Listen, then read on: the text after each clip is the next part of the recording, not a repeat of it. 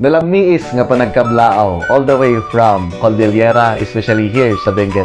Kasama ko po si Master Sergeant Lenny na dati po ay member ng PKG Cordillera, and while waiting po sa kanilang assignment order, ma'am, ano po yung mga pinaka masasayang alaala nyo sa PKG?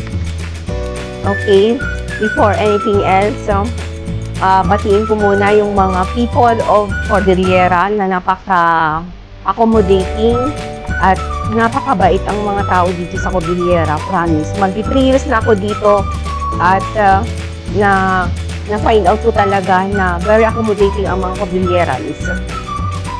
Pastor, ang pinakamasayang part na besides sa mga napupuntahan namin ng mga iba't ibang lugar, nakarating na kami sa kulungan, sa atlog, ganun, for giving information dissemination, since from the word itself, PKG, police community, so we establish good rapport with the people, with the community.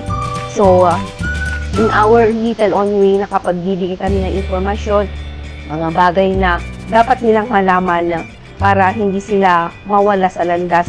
Ibig kong sabihin, alam nila yung mga batas para hindi sila magkasala, gano'n, or mawala sa landas. And in our little own way, nakapagbibigay din kami ng sa mga schools, ng mga school supplies, gano'n, with the help of our stakeholders. So, pasalamatan ko na rin yung mga stakeholders namin.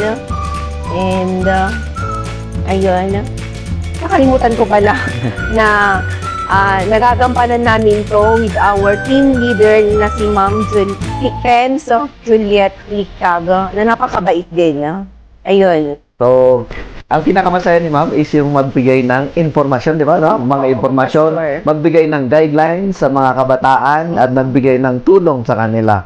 So, yun yung masaya bilang hindi lang sila nandito sa opisina, pero they go beyond their office para lang po sa community natin.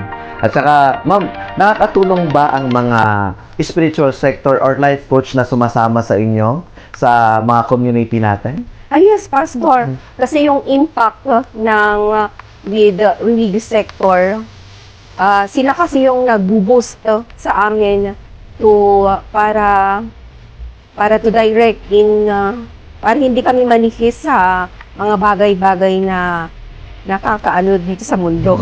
Basta alam mo natin, Pastor. Oo. And dahil doon na enlighten kami to do our mandates, siyempre to serve and protect yung mandate namin as PNP.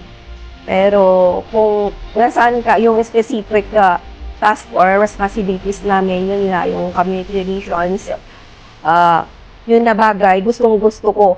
Kasi sabi nga nila na what you love is never a waste of time. So, ayun, fulfill our God-given purpose para mag-serve sa ating community. Wow, napakaganda na yung impact ng partnership ng PNP at saka life coaches, no, at saka sa community.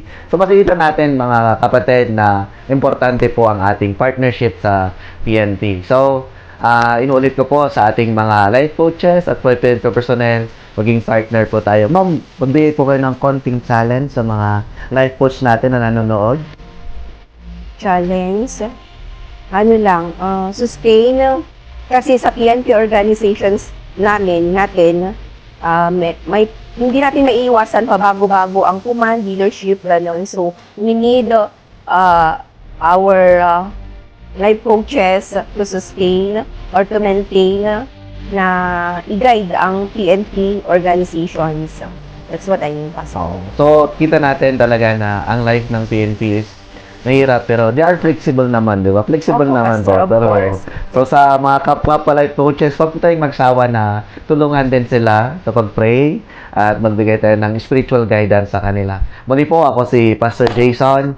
Ako ay yung life coach sa Pro Cordillera. Kasama ko po si Ma'am Master Sergeant Lenny. God bless po sa ating lahat.